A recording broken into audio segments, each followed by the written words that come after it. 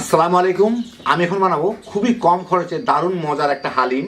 এখনকার জিনিসপত্রের যা দাম, তাতে আমাদের একটু ব্যয় সংকোচন না করে উপায় নাই। এটা আসলে সাধারণ হালিমের থেকেও খাইতে বেশি মজার। বিশেষ করে যাদের কিডনির প্রবলেম আছে তারা এটা আরামসে খেয়ে ফেলতে পারেন। এটা গম দিয়ে তৈরি, আর প্রায় 6 লিটারের মতো বানাইতে খরচ 100 টাকারও কম। তৈরি করা খুবই সোজা। তো আসেন থেকে শুরু করা যাক। আমি এখানে 2 কাপ সাদা গম নিছি। এগুলাকে আমি একটু কাপড় দিয়ে ঘষে পরিষ্কার করে এগুলাকে আমি আধা ভাঙা করে নিব ব্লেন্ডারে দিয়ে, যেটা মশলা গুঁড়া করি, একদম যাতে ফাইন গুঁড়া না হয়ে যায়, কিছুটা আধা আধা ভাঙা থাকে। এই গমগুলো আপনারা পাবেন এলাকায় যে ধান চাল মশলা ভাঙানোর মেশিন আছে যে দোকানগুলায়, সেগুলা ওখানে পাবেন। 70 টাকা করে কেজি নেবে, 60 থেকে 70 টাকা করে কেজি। অথবা বাজারে বড় মুদির দোকানে জিজ্ঞেস করবেন গম আছে নাকি, সেখানে পাবেন। লাল গমটাও পাওয়া যায়, সাদাটাও পাওয়া যায়। তো সাদার দাম 70 টাকা, লালটার দাম 10 টাকা কম।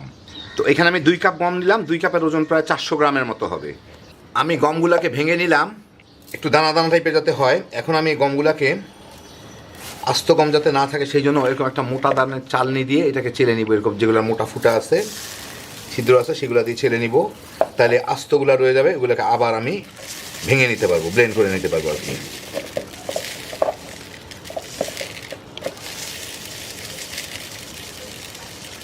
এই যে মোটা দানা চালনি দিয়ে চাললে এই দেখেন বেশ বড় বড় ভাঙা ভাঙা দানা পাওয়া যায় আর কি। একদম ফাইন গুঁড়া হইতে হবে এমন না, ফাইন গুঁড়ার থেকে একটু মোটা দানা হইলে ভালো হয় আর কি। এই যে এখন এর মধ্যে আস্তে আস্তে যে গমগুলো আছে এগুলোকে আমি আবার ভেঙে নিব। এরকম করে আমি সবগুলোকে গম ভেঙে চেলে নিব। তো আমি ভেঙে নিলাম, এরকম হইলো। এখন আমি এইগুলোকে যথেষ্ট পরিমাণে ফুটন্ত গরম পানি দিয়ে এটাকে ভিজায় রাখবো। পরে আমার পানি দিতেই হবে। তো বেশ কিছু পানি দিব এর মধ্যে, অন্তত দ্বিগুণেরও বেশি, যাতে গমগুলা পানি চুষে ফুলে উঠলেও কিছু পানি উপরে থাকে। আর এইটাকে কমপক্ষে 1 ঘন্টা ভিজায় রাখতে হবে। 1.5-2 ঘন্টা হইলে সবচেয়ে ভালো হয়। এগুলা ফুলে প্রায় ডবলেরও বেশি হয়ে যাবে। বেশ ভালো পরিমাণ পানি দিব, কারণ পরে তো আমার পানি দিতেই হবে। তো দ্বিগুণেরও বেশি পানি দিব, যার ফলে গমের মধ্যে কোনো কিছু থাকলে, যে ধরুন উপরে একটু ময়লা ময়লা ভাসতেছে, ওইগুলো থাকলে ওগুলো উপরে চলে আসবে। পরে আমি এটা ফুলে যাওয়ার পরে ফেলে দিতে পারবো। আমি এখন হালিমের একটা মশলা তৈরি করে নিচ্ছি। সেই জন্য আমি নিচ্ছি 1 টেবিল চামচ আস্ত ধনিয়া, 1 টেবিল চামচ আস্ত জিরা, আধা টেবিল চামচ সফ বা গুয়ামরি বা মিষ্টি জিরা, 1 চা চামচ কালো সরিষা, 1 চা চামচ কালো গোলমরিচ, আধা চা চামচ মেথি। আর এইখানে আমি 10টা আমাদের দেশি এলাচিগুলা খুলে বিচিগুলা নিয়ে নিছি, মানে নর্মাল সবুজ এলাচিটা। আর কালো একটা এলাচি আমি খুলে বিচিগুলা নিয়ে নিছি। এই যে এগুলা বড় কালো বড় এলাচিগুলা যেগুলো আছে, এখানে আছে এলাচিটা। 8-10টা লবঙ্গ, একটা জায়ফলের 4 ভাগের 1 ভাগ, যারা জায়ফল খান দিতে পারেন, আর না দিলে অসুবিধা নাই। আর একটা পুরা ফুল হচ্ছে জয়ত্রী, 4-5 টুকরা দারচিনি। আর এটা হচ্ছে স্টার অ্যানিস বলে, স্টার মশলা, তার মতো দেখতে দেখেন। এইটার অর্ধেকটা নিছি আমি এখানে। এর সাথে আমি ছোট ছোট 2টা বড় 2টা, মানে ধরেন 3টা বড় সাইজের হলে তেজপাতা, এগুলো আমি ছিঁড়ে গুঁড়া করে দিয়ে দিই, তাহলে ভাজতে সুবিধা হবে। এই সবগুলোকে আমার একটু তেলে গুঁড়া করে নিতে হবে। তো সবগুলো মিশিয়ে দিলাম। এখন এগুলোকে আমি হালকা করে টালবো, খুব মানে জাস্ট গরম হয় আর কি। মানে এটাকে ভাজা হবে যাতে জিনিসটা আমি সহজে গুঁড়া করতে পারি, এই জন্য, আর কোনো কিছু না। এই 1.5-2 মিনিট লাগলো। জিনিসগুলো বেশ মচমচে করে ভাজা হয়ে গেছে, একটু একটু ফ্লেভারও ছাড়ছে, কিন্তু আমি অত ফ্লেভার ছাড়াবো না। যাই হোক, হয়ে গেছে, মচমচে হলেই হয়ে গেল। এখন আমি এগুলোকে এক্ষুনি এর থেকে উঠাই নিয়ে একটু ঠান্ডা করে তারপর গুঁড়া করে নিব। এর উপর রেখে দিলে কিন্তু এগুলা বাদামি হয়ে যাবে।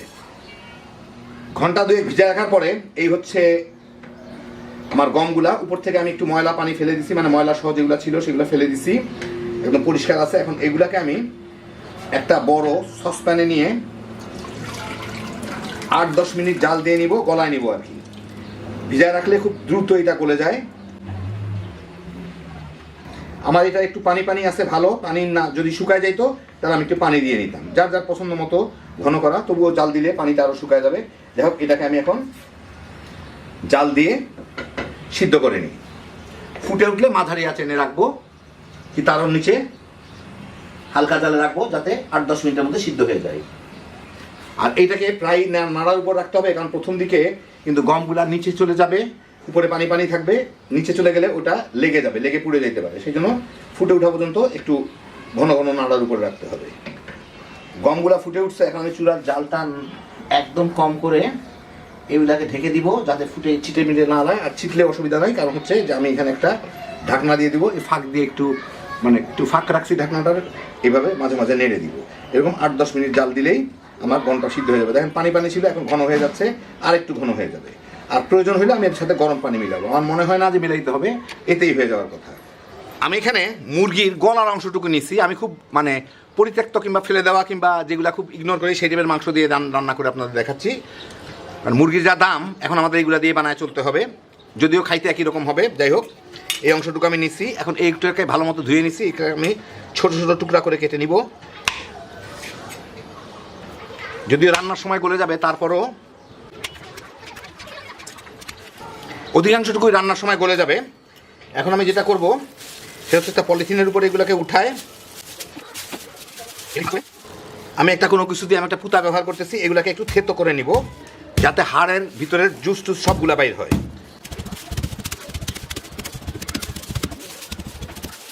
সবগুলোকেই থেতো করে নিলাম। এটা কিন্তু আগেই ধুইতে হবে, এখন আর ধোয়া যাবে না, কারণ এর মধ্যে যা আছে সব সলিড জিনিস, এটাকে এখন আর ধোয়ার কোনো প্রয়োজন নাই, ধুইলে সব জুস বাইর হয়ে যাবে।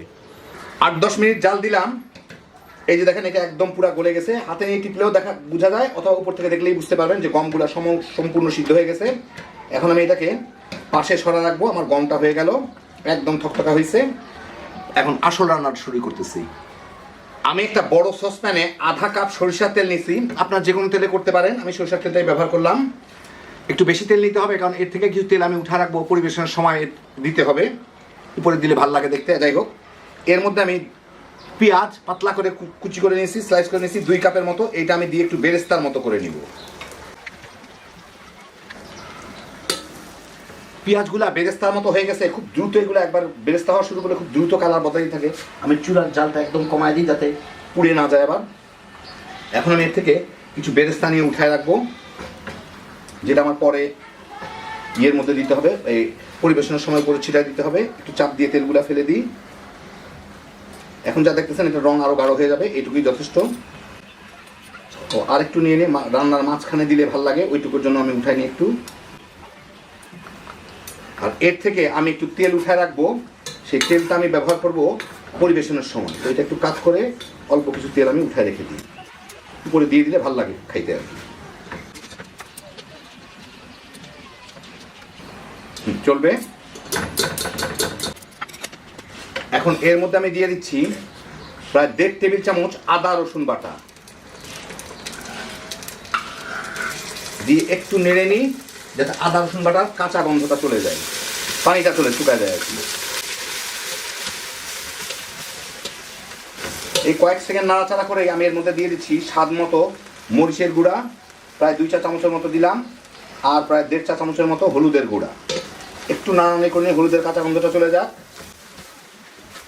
এই কয়েক সেকেন্ড নাড়ানাড়ি করলেই হয়।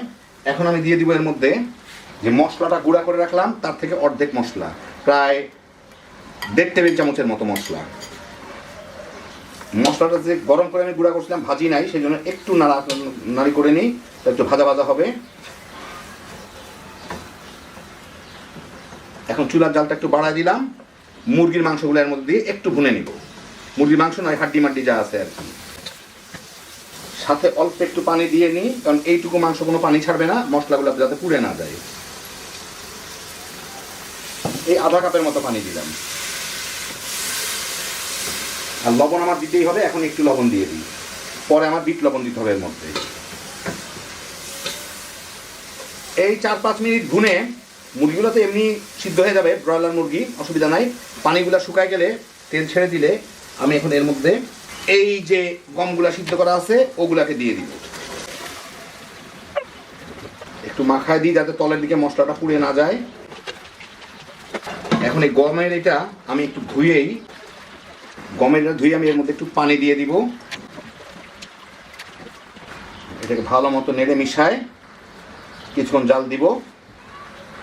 এই ফাঁকে আমি লবণটা একটু দেখে নিই। শেষের দিকে আমি যেহেতু বিট লবণ দিব, একটু লবণ কম রাখতে হবে, এখানে অল্প একটু লবণ দিলাম।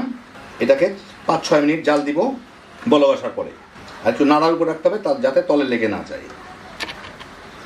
ফুটে ওঠার পরে 4-5 মিনিট জাল দিয়ে আমি এর মধ্যে এখন দিয়ে দিচ্ছি এই মশলা যে আমি করে রাখছিলাম এর থেকে আরও 1 টেবিল চামচ মশলা দিয়ে দিব। পুরোটা মশলা গেল না, অর্ধেকের একটু কম বেঁচে গেল, কিন্তু এর নিচে করলে আমার হইতো না। মশলা গুঁড়া করার জন্য একটা মিনিমাম কোয়ান্টিটি করতে হবে। যাই হোক, বেরেস্তা উঠে রাখছিলাম, তার থেকে 1 মুঠ বেরেস্তা একটু গুঁড়া করে দিয়ে দিব এর মধ্যে। আর একটু দিয়ে দিই, প্রায় 2 চা চামচের মতো বিট লবণ দিয়ে দিলাম। দিয়ে এটাকে একটু ভালো মতো মেখে নিই। এটা মুরগির মাংস খুব এতক্ষণে সিদ্ধ হয়ে গেছে, অসুবিধা নেই। আমি একটু খালি এখন জাল দিয়ে ইয়েটা কমাই নেবো, খেয়ে একটু টেস্টটা দেখিয়ে নিই, একটু লবণটা ঠিক আছে কিনা। হ্যাঁ, সব পারফেক্ট আছে। এখন আমি এটাকে একটু ফাঁক করে ঢেকে দিব, দিয়ে চুলার জালটা লোয়ার মিডিয়ামে রেখে, লোর দিকে বেশি রেখে 5-6 মিনিট জাল দিয়ে নিব। একটু শুকায়ও যাবে আর সমস্ত মশলার ফ্লেভারটা যাতে চলে আসে। আর মাঝে মাঝে এটা এখান থেকে ফাঁক দিয়ে এভাবে এভাবে নেড়ে দিব যাতে তলায় লেগে না যায়। 5-6 মিনিট জাল দিয়ে আমি চুলার জালটা বন্ধ করে দিব। যথেষ্ট ঘন হয়ে গেছে, নিচেও লাগেটাকে নাই, দেখেন খুব ভালো একটা ফ্লেভার আছে। এখন ইচ্ছা করলে কেউ এর মধ্যে ধনিয়া পাতা দিতে পারেন, কেউ নাও দিতে পারেন, কারণ সাধারণত এগুলা ধনিয়া পাতা, কাঁচামরিচ এগুলা খাওয়ার সময় উপরে ছিটায় দিয়ে খায়। আমি আপনাদের একটু পরে পরিবেশন করে দেখাচ্ছি। 2-4টা মাংসের টুকরা থাকবে, আর হাড্ডি টাড্ডিগুলো একটু ছড়া গেছে, অসুবিধা নাই। তো এই দেখেন হয়ে গেল আমার দারুণ মজার কম্পোসার হালিম, চিকেন হালিম। এখন উপরে একটু যে তেলটা উঠে রাখছিলাম সেই তেল, বেরেস্তা, শসা, ধনিয়া পাতা, কাঁচামরিচ, টমেটো এগুলো কুচি কুচি দিয়া আর একটু ভাজা জিরার গুঁড়া দিয়ে একটু পরিবেশন করে আপনাদের দেখাই। এটা খাইতে যে কতখানি মজা, একবার না বানায় খেলে বুঝবেন না। দেখলেন খরচ খুবই কম, 100 টাকার নিচে প্রায় 6 লিটারের মতো হইল। আমি মুরগির হাড় দিলাম, তার বদলে আপনারা নর্মাল মাংস দিয়ে দিতে পারেন, ভালো মাংস দিয়ে দিতে পারেন। খুব সহজ তৈরি করা। মশলাটা বানায় একটু বেশি করে রেখে দেন, যখন খুশি তখন গম একটু ভিজায়া বানায়া পোলা পান নিয়ে তামা করে খেয়ে ফেলাইতে পারবেন। ইফতারির জন্য হ্যাপি জোশের একটা আইটেম। প্রচুর পরিমাণ নিউট্রিশন পাবেন, প্রচুর পরিমাণ ফাইবারও পাবেন। আল্লাহ আপনাদের সবাইকে ভালো রাখুন, সুস্থ রাখুন, নিরাপদে রাখুন। ইনশাআল্লাহ বেঁচে থাকলে আবার দেখা হবে। আল্লাহ হাফেজ।